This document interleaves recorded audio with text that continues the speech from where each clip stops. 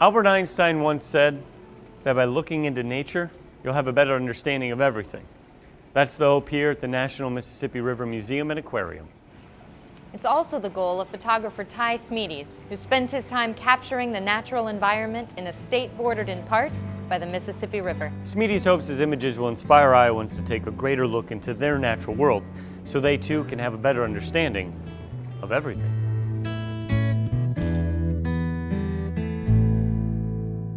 Readers of the magazine Iowa Outdoors are familiar with the photography of Ty Smedes.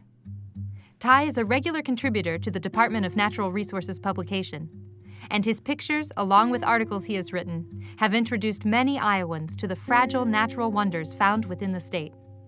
I'm really worried about our natural environment, our natural world, and certain plants and animals are endangered.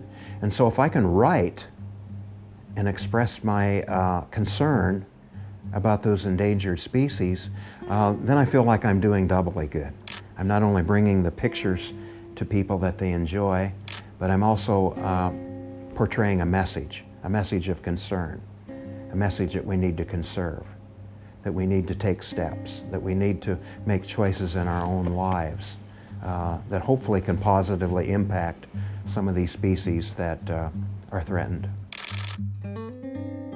Besides writing and shooting photographs for a number of magazines, Smedes has published 2 books. His first book, Capturing Iowa's Seasons, is a collection of photographs that documented the beauty and harshness that is part of the circle of life.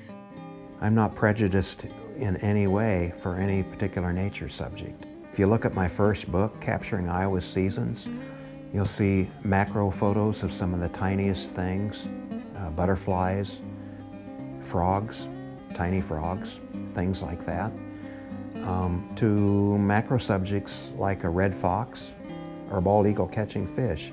They all have their place, and they're all great, and they all add to the beauty of nature. While Ty enjoys taking pictures of all aspects of Iowa's natural world and sharing what he's learned with others, his second book focused on a single subject. The Return of Iowa's Bald Eagles, his newest book, is a compilation of photographs, observations, and scientific facts. I had a lot of bald eagle photos. I'd been photographing them since 1994, but I didn't have nest photos. So in 2010, I discovered a nest that looked like it would be photogenic, and I spent 21 mornings and 84 hours photographing a pair of bald eagles, raising their 2 youngsters. I photographed them bringing leopard frogs, bullfrogs to the nest, turtles of 2 to 3 different species. And they were bringing in panfish like bluegills. So they're very resourceful. And I continue to learn more and more about how hardy they are. One of the photos in my book is a photo that's a close-up of a bald eagle that actually has icicles on his toes.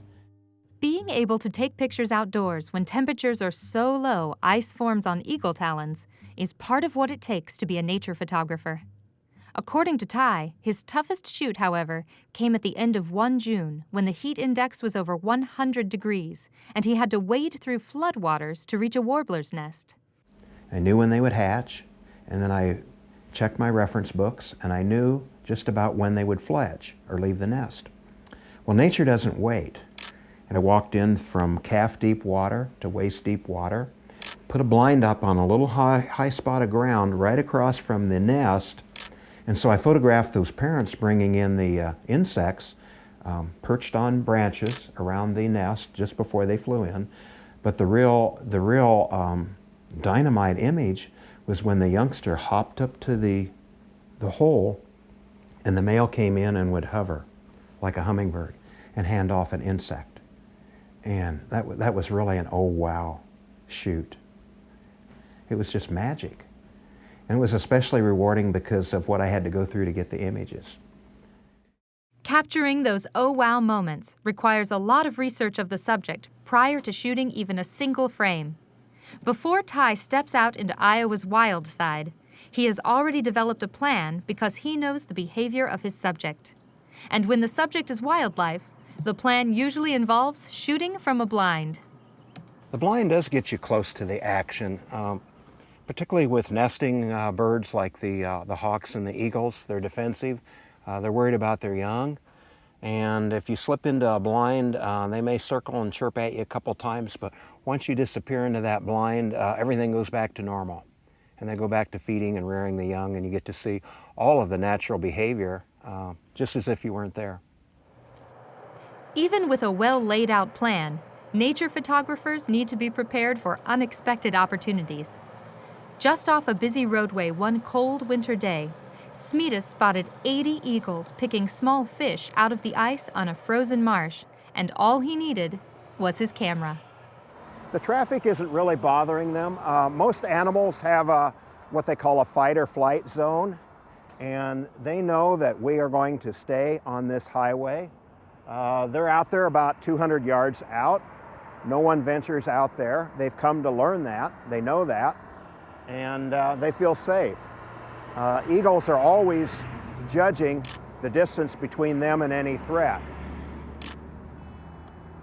Once an endangered species because of the widespread use of the insecticide DDT, the American bald eagle in Iowa has made a dramatic comeback. Proof of how nature responds if people are willing to make a change. Back in the 1970s, we had our first nest in Alameda County. And now we not only have nests in 88 counties, but we have several hundred eagles that nest in the state each year. An amazing conservation story, both here in Iowa and in America.